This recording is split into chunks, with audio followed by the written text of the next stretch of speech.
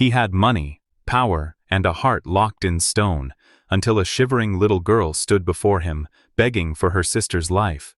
In that moment, the ruthless CEO felt something he hadn't felt in years: guilt.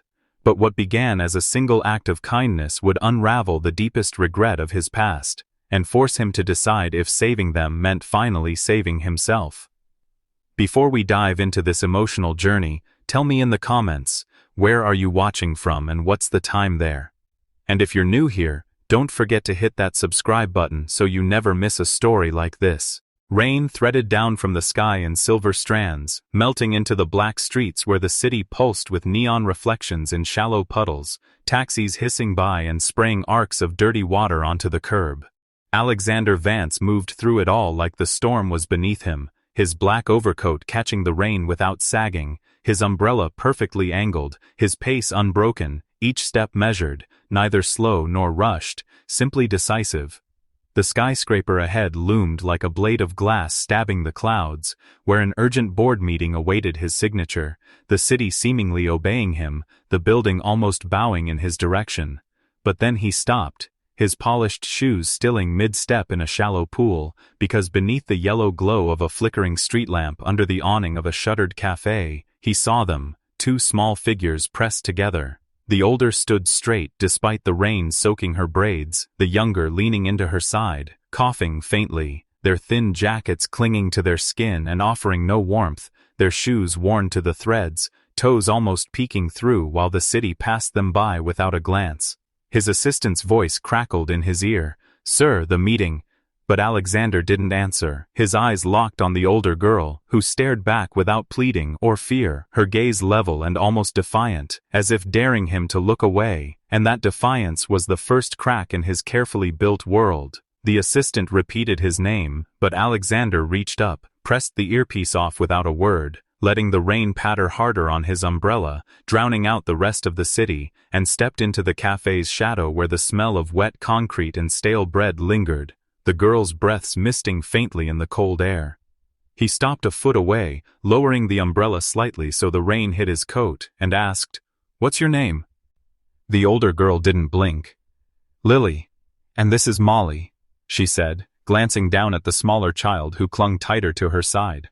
Molly's cough rattled softly in her chest, her cheeks flushed, lips pale, and Alexander noticed the sickness in her breathing, his gaze narrowing, not in anger, but in thought. "How old are you?" he asked. 7. "Molly's 4, she replied in a flat yet weighted tone, the kind spoken by someone who already understood that life was not fair. Molly tugged gently at her sister's sleeve, and Lily brushed a damp curl from her forehead without looking away from him. Rain pooled near their worn shoes, seeping in, and Alexander could see her knuckles reddened from cold, his own leather gloves suddenly feeling almost offensive. "Where are your parents?" he asked, and her eyes flickered for the first time as she replied, "Not here," saying it like it was an entire story in 3 words, the kind that hurt too much to tell. A bus passed, splashing water toward them, and he instinctively angled his umbrella to shield them, the 3 of them briefly sharing its narrow shelter. Molly peeked up at him with wide, glassy eyes, and though he had faced presidents and rivals without flinching, this tiny gaze made him shift uncomfortably. "Are you waiting for someone?" he asked. "No," she said instantly, a drop of water sliding from her hair to her cheek without her wiping it away, standing firm as if any weakness might invite disaster. Lightning flashed in the tower's glass facade, a reminder he should already be inside, yet he remained rooted in a puddle, staring at a child who did not flinch. The street's noise seemed to fade until all he heard was Molly's cough and the rain's relentless drumming, time slowing in a way that felt alien to him.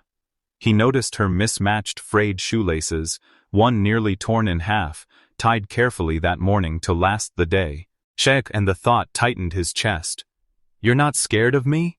he asked. "Should I be?" she replied, catching him off guard, a faint, humorless smile tugging at his mouth as he admitted, "Most people are." "We're not most people," she answered with startling conviction. Molly tugged again at her sister's sleeve, whispering, "I'm cold." And Lily bent down, rubbing her arms, murmuring, "I know, Moll. Just a little longer." He shifted his umbrella fully over them, letting rain soak his own shoulder, cold droplets running down his neck, but he didn't move, the meeting long forgotten. Studying Lily's face, he saw a strange blend of fragility and unshakable strength, wondering how many nights she'd stood like this, waiting for nothing but morning, how many strangers had walked past without stopping. "Do you want something to eat?" he asked. "We're fine," she lied without hesitation, and he recognized the false confidence instantly. The rain grew harder, wind cutting sideways, peppering their faces, Molly shivering violently until Alexander crouched to her height. "Molly, right?" She nodded. "Do you like warm places?" he asked gently. "Yes," she whispered. Lily's hand landed protectively on her sister's shoulder, her eyes narrowing as if measuring his intent, and for a long moment they stood in silent defiance against the storm, the billionaire and the child. Alexander straightened slowly, the city's glow blurring in the rain, an unspoken decision already forming, though he had not yet admitted it to himself, and finally, in a voice softer than he'd heard from his own lips in years, he said, "Come on." Alexander led them under the shelter of a deeper awning, the storm's spray muted but still whispering against the pavement. His breath came slow, visible in the chilled air. Without a word, he slipped the strap of his umbrella onto his wrist, freeing both hands. His leather briefcase, sleek, immaculate, the kind that seemed allergic to dirt, was lowered to the wet concrete with a care that seemed almost ceremonial. Rainwater spotted its surface, but he didn't glance at the damage. The silver clasps clicked open, and he tilted the case toward them. Inside, nestled in black velvet, a small robotic drone gleamed under the fractured light. The brushed metal caught the shifting glow of the street lamp, its streamlined wings promising flight, freedom, and distraction from any reality. He looked first at Molly, her gaze caught by the device almost instantly. Her eyelids were heavy, but curiosity pushed them wider. A faint parting of her lips hinted at wonder. Alexander could have placed it in her hands then and there. It would have been easy, simple, the way he'd handled generosity before, quick, clean, requiring no real investment of himself. But his eyes shifted to Lily. Her expression was unreadable, she did not even glance at the drone. Instead her gaze stayed anchored to his, steady as a nail driven deep into wood. He could feel her measuring him, her silence heavier than any negotiation he'd faced in a boardroom. He cleared his throat. "Alexander. Choose. This toy. Or a job in my office. 1 hour, $20. The wind sighed past, carrying with it the hum of a distant car horn. Molly's tired eyes flickered again toward the gleaming machine, as if hoping her sister might see what she saw. But Lily's head didn't turn. It was as if the toy didn't exist. She stepped a fraction closer, her small frame bracing against the cold, the tension in her shoulders visible even beneath the damp jacket. Her voice when it came was low but carried an edge of urgency sharp enough to cut. "Lily. I'll work, please, Molly's sick now, she's hungry now." The way she said now was not a plea, it was a verdict, final, non-negotiable. Alexander felt the syllable land in his chest like a blow.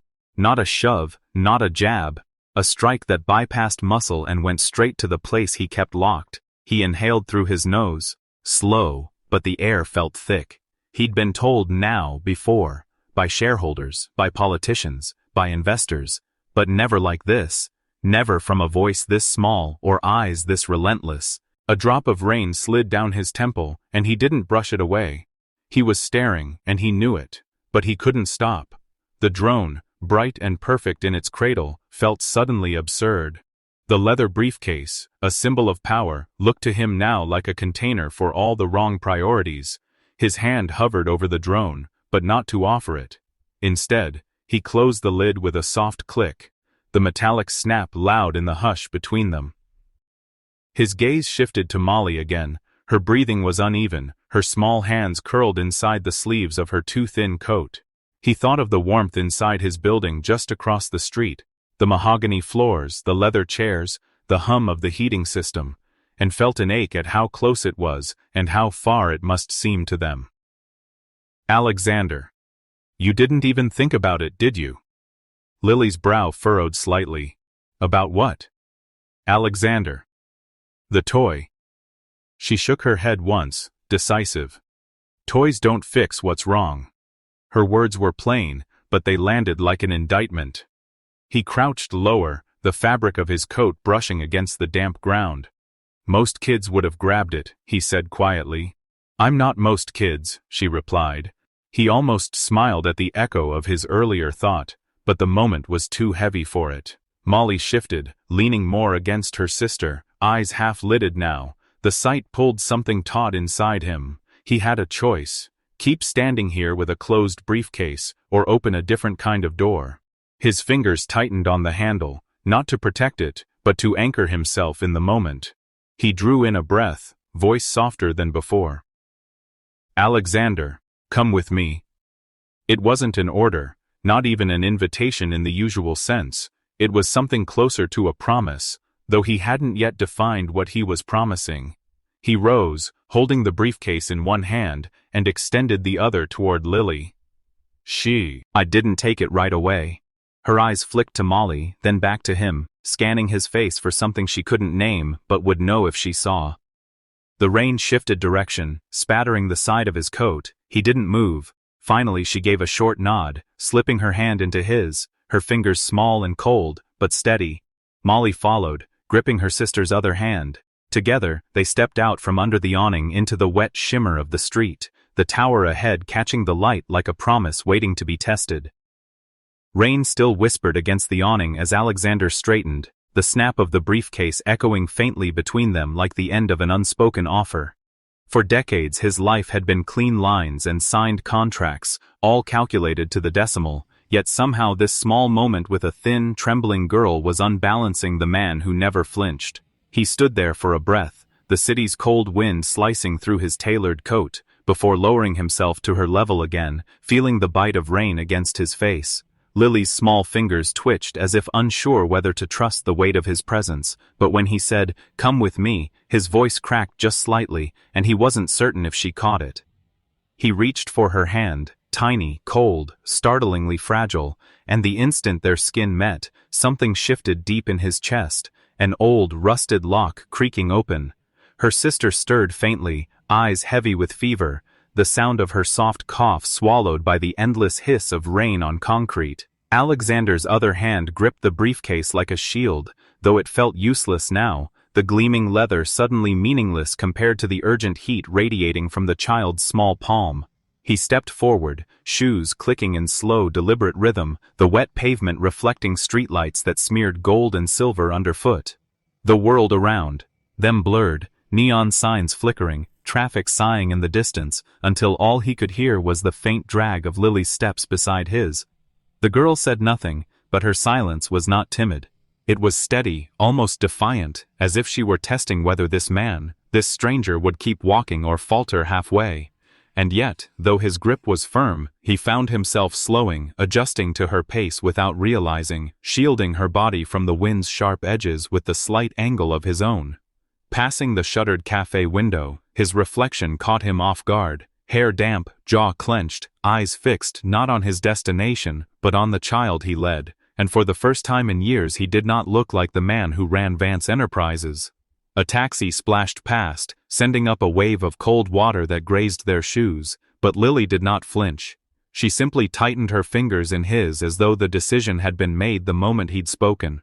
Somewhere far above, a street lamp buzzed, its halo bending in the rain, and he remembered, unwillingly, being a boy himself, standing barefoot outside a locked house, rain dripping from his hair while the world looked away. The memory pressed hard against the present, and his chest ached with something he could neither name nor escape.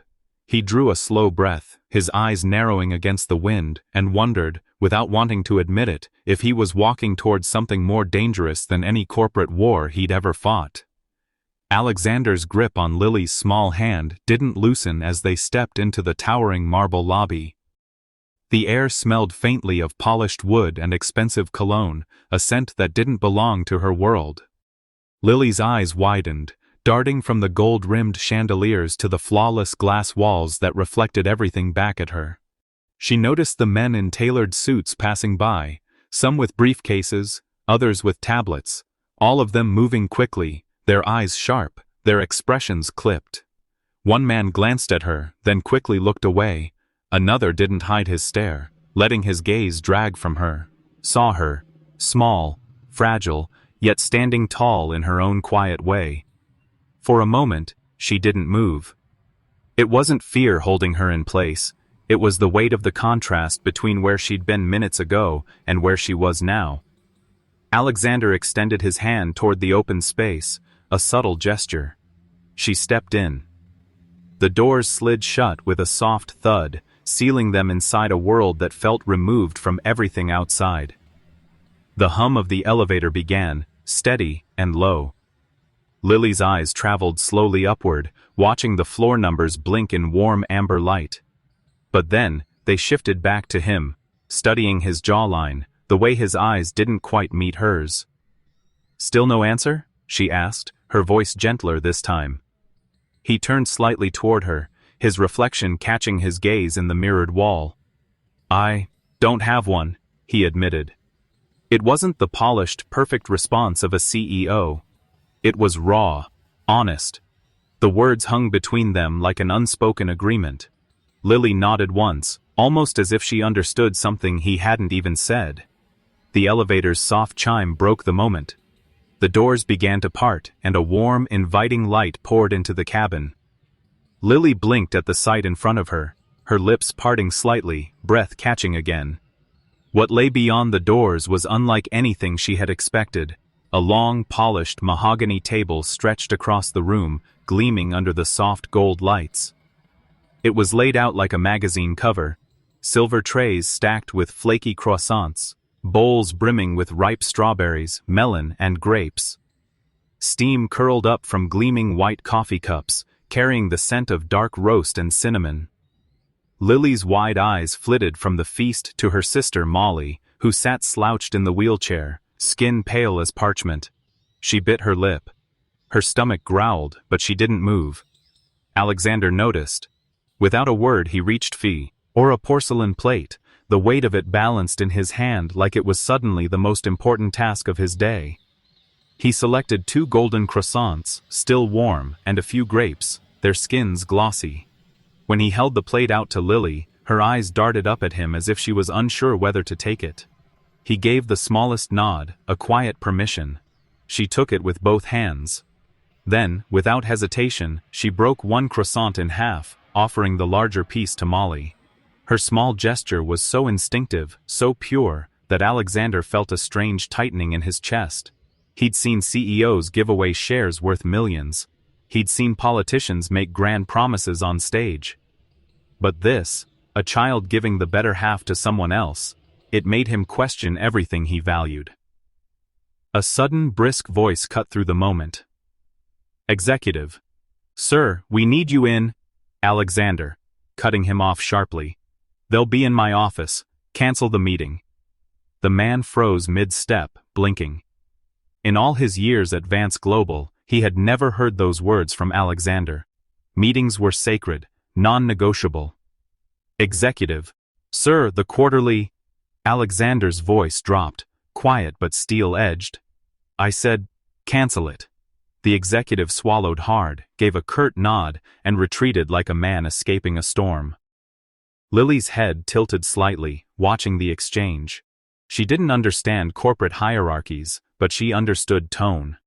This was a man used to getting exactly what he demanded. Alexander turned back to the girls. His hand gestured toward the hallway, but he didn't touch them. He kept his distance, unsure if the warmth he felt was welcome. They walked past glass offices where people typed furiously behind glowing screens. Some glanced up at him with startled eyes. Others openly stared at the 2 children trailing the billionaire like shadows. Lily felt the weight of their gaze. Her hand instincts tightly tightened on Molly's. Alexander noticed. "Ignore them," he said, voice low. "They've never seen something important walk these halls before." Lily frowned, not sure what he meant. Important. She was just her. At the far end of the hallway, they reached a set of double doors, polished walnut, framed with brushed steel handles. Alexander pushed them open. His office was the size of their entire apartment, maybe bigger, Floor-to-ceiling windows offered a view of the skyline, the city stretching endlessly beneath them. A wall of bookshelves overflowed with leather-bound volumes, and a modern fireplace flickered quietly. On one side, a deep leather couch faced a coffee table stacked with business journals. On the other, an enormous desk gleamed under a silver lamp. Lily stepped inside cautiously, as if she might leave footprints that didn't belong. Molly's wheelchair hummed softly over the thick carpet. Alexander walked to a smaller table in the corner, pulled out a chair, and set the croissant plate there. "You can eat here," he said. Lily nodded, helping Molly settle in. They ate slowly, Molly nibbling in silence while Lily glanced around at every detail, the paintings, the plants, the strange sculpture by the window. Alexander leaned against his desk, arms crossed. For years this room had been his war zone, a place where he conquered rivals and closed billion-dollar deals. Now, it felt different. The sound of children eating was oddly grounding, like an anchor in a sea of noise. Molly coughed softly. Alexander's head turned immediately. "You need water?" he asked. Lily shook her head quickly. "We're fine." He studied them for a moment, then crossed to the intercom. "Send up some juice, and blankets." Within minutes, an assistant appeared with a tray. The young woman glanced at the children with curiosity before setting the items down. Alexander dismissed her with a nod. Lily helped Molly sip juice from a glass, careful not to spill. Her patience was quiet but unwavering. "You take care of her," Alexander said softly. Lily looked up. "She's my siptas, Ister. I have to." Her words carried no bitterness, no complaint, just truth. Alexander's jaw tightened. That same truth had been missing from his own life for far too long. He sat in the chair across from them, his gaze steady. "You'll stay here today. No more streets, no more cold." Lily hesitated. "Why?" He opened his mouth, but for the second time that day, no answer came. Not one that made sense anyway. Instead he said, "Because I said so." Her lips pressed into a thin line, but she didn't argue. She turned back to Molly, breaking the last bit of croissant and placing it gently into her sister's palm. Alexander watched them quietly. Outside his windows, the city roared on, traffic, ambition, the endless grind. But inside his office, time felt slower, heavier. For the first time in years, Alexander Vance canceled a meeting not for profit, not for strategy, but for two little girls who had walked into his life without warning. And somehow, he didn't regret it. The office was quiet now. Only the faint ticking of the antique wall clock broke the silence. Molly was curled up on the leather couch, her small body barely making a dent in the cushions. Her cheeks still held the faintest flush from the warmth of the heater. She slept with one hand under her cheek, the other clutching the soft end of her worn scarf. Her breathing was slow and peaceful, a sound that contrasted sharply with the tension lingering in the room. Alexander stood near the window, the city skyline glittering behind him like a wall of unreachable dreams. He turned back to see Lily sitting stiffly in the armchair, her feet barely touching the floor. A steaming mug of hot chocolate rested in her hands, the scent of cocoa filling the air.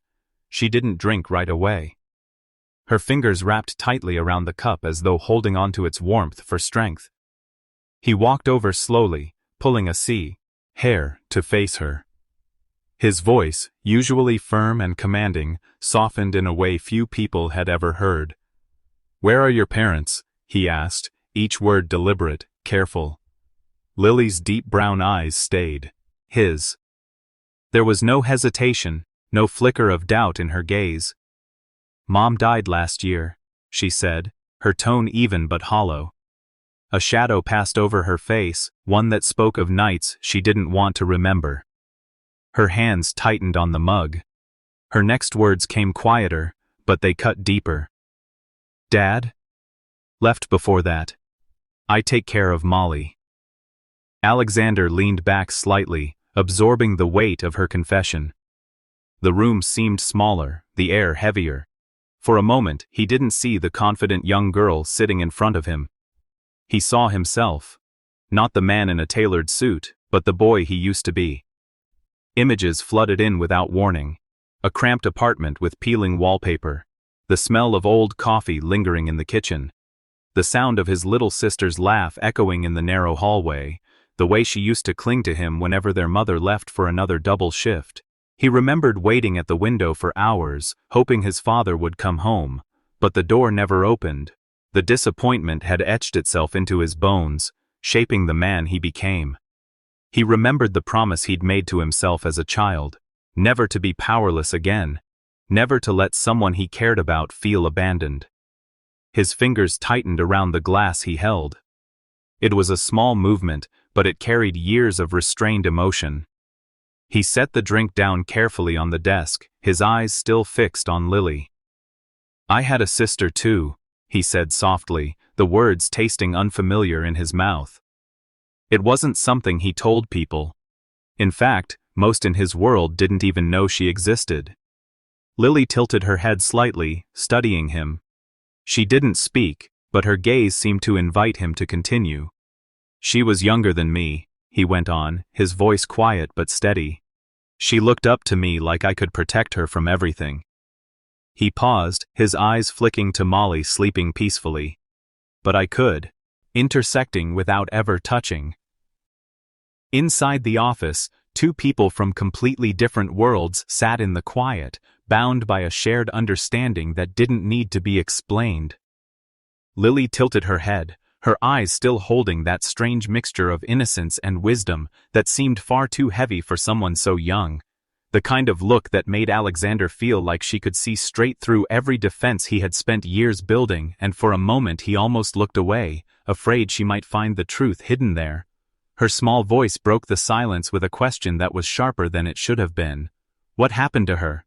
And Alexander's chest tightened instantly, because the simple question carried with it the weight of an entire history he had spent years burying under deals, acquisitions, and the endless pursuit of power, and he could feel his throat tighten as the memories came uninvited, clawing their way into the present. But he hesitated, letting the seconds stretch, staring at the floor as if the grain of the polished wood could give him an escape route, knowing full well that the answer was the root of the cold fortress he called a heart. "I was too busy chasing success to see she was sick," he said finally, his voice low and almost unrecognizable to himself, each word heavier than the last, the admission dragging a sharp ache into his chest as he forced himself to look up at the girl who now seemed like a mirror of all the moments he wished he could redo. "I missed my chance to help." And the silence that followed wasn't empty. It was filled with the quiet hum of the city far below the office windows, the faint tick of the clock on the wall, and the sound of Molly's soft breathing from the couch. Yet above it all, Lily's eyes never left his face, studying him as though measuring the worth of his confession. When she finally spoke, her voice was quiet, but the words were edged like broken glass. "Then don't miss this one." And Alexander felt the sentence pierce deeper than any insult from a business rival ever had, because it wasn't a challenge. It was a plea, a command, and a truth all at once, and for the first time in years he felt the weight of another person's hope pressing against his own guarded soul, shaking loose something he thought had long died inside him. His hand tightened around the mug of untouched coffee in front of him, the heat of it barely reaching his cold fingers as images of his sister flashed unbidden, her laughter on a rainy afternoon, the pale look on her face that he had brushed aside as exhaustion, the last phone call he hadn't answered because he was in a meeting that, looking back, meant nothing at all, and the crushing realization that success had been his shield and his curse. He drew in a slow breath, but it felt like it carried years of regret, and when he finally exhaled, his gaze drifted to the small figure in front of him, the girl whose hands were clasped tightly in her lap as though holding on to the last bit of control in a world that had taken too much from her. And in her, he saw the same fear, the same determination he had seen in his sister's eyes the night she told him she'd be fine, the night before she wasn't. Something inside him shifted, not in a dramatic crash, but in a quiet, undeniable click, like the unlocking of a door he hadn't realized was closed, and he realized that if he let these two girls walk out of his life without doing something, without stepping in, without caring, he would be repeating the same mistake. Only this time, there would be no excuse, no ignorance to hide behind, only choice. His voice came out steadier than he expected when he said, "You're right," though the words felt foreign in his mouth, and Lily's brows lifted just slightly, she hadn't expected him to agree so quickly, but he continued before she could speak. "I don't want to miss it." And even as he said it, he wasn't entirely sure what it meant yet, only that it had everything to do with them, with her, with Molly, with breaking a cycle that had cost him the only family he'd had. He leaned back in his chair, the leather creaking under his weight, and let the truth settle between them like an unspoken promise, his eyes flicking once more to Molly's sleeping form, the way she curled instinctively toward the warmth of the blanket, and then back to Lily, whose expression softened just enough for him to see that beneath her guarded strength, she was still just a child desperately trying to hold her world together, and that realization, more than anything, made his chest ache in a way no business loss ever could. That night, Alexander worked the phone like a man possessed, his voice shifting between clipped urgency with doctors, firm authority with lawyers, and a rare gentleness when instructing his own kitchen staff to prepare warm, nourishing meals tailored for Molly's fragile state. Each call felt like laying another brick in a wall of protection he was determined to build around them, a wall he wished someone had once built for him. By the time dawn broke, pale light spilling over the skyline, Molly was nestled in a crisp white hospital bed, her tiny hands clutching the blanket as a team of the city's best specialists examined her, murmuring reassurances while Alexander stood in the corner, his tailored suit rumpled, his eyes shadowed from lack of sleep, refusing to leave her side even when the nurses suggested he rest. Over the next week, his presence became a constant, hovering in hospital corridors, signing forms without hesitation, coordinating with architects to renovate a cozy apartment just 2 floors beneath his penthouse, ensuring it was stocked with plush blankets, shelves of children's books, and a kitchen Lily could call her own. No detail was too small, not the lavender-scented candles for the living room, nor the sunlight catching curtains in Molly's bedroom. When they finally moved in, the apartment seemed to hum with warmth, a stark contrast to the icy loneliness that had once clung to Lily's rented room. He'd given her what she had thought was a 1-hour job, but rewritten it into a permanent role as his personal junior assistant, with a salary generous enough to anchor them in safety and dignity. The work wasn't meaningless either. Lily sat beside him during meetings, learning the language of contracts and business negotiations, while Molly often appeared in the office after school, filling the once sterile space with laughter that disarmed even the most stone-faced board members. One evening, as the city outside bathed in the gold of a fading sunset, Lily closed the file she was reviewing, her gaze lingering on him. There was something unreadable in her eyes, a quiet recognition of the man before her, not just the billionaire CEO, but the boy he must have been, the one who once held his sister's hand in the dark. "You're different now," she said softly, the words neither accusation nor praise, but a truth that hung in the air between them. Alexander's lips curved into the faintest smile, a smile tinged with humility and the weight of everything unspoken, and he shook his head slowly. "No. I just remembered who I was supposed to be," he replied, his voice steady but carrying the echo of the promise he'd silently made the night he refused to fail them. This time, there would be no missed chances, no unguarded loved ones, no regrets left to haunt him in the quiet hours before dawn.